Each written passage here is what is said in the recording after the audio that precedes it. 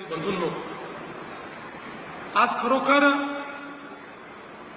बीडच्या जनतेकरता हा स्वप्नपूर्तीचा योग आहे.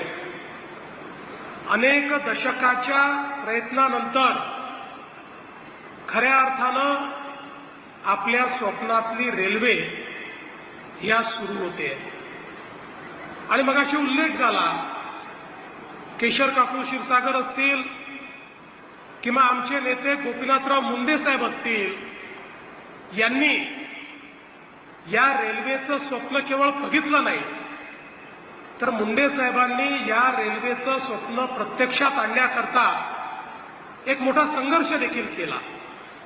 आणि म्हणूनच आज मी असं म्हणू शकतो की हा पितृपक्ष चाललेला आहे. आपण अखरपक म्हणतो, पितृपक्षामध्ये आपल्या पितरांना काहीतरी अर्पण करायचं असतं, त्यांच्या आवडीच्या गोष्टी त्यांना द्यायच्या असतात.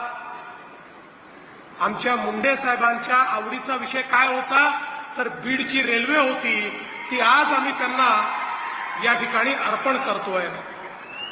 खरं तर मागच्या काळामध्ये आम्ही न्यू आष्टी ते अहिल्यानगर 2023 साली त्याचा शुभारंभ केला होता आणि आता बीडपर्यंत आपण या ठिकाणी पोहोचलेलो आहोत.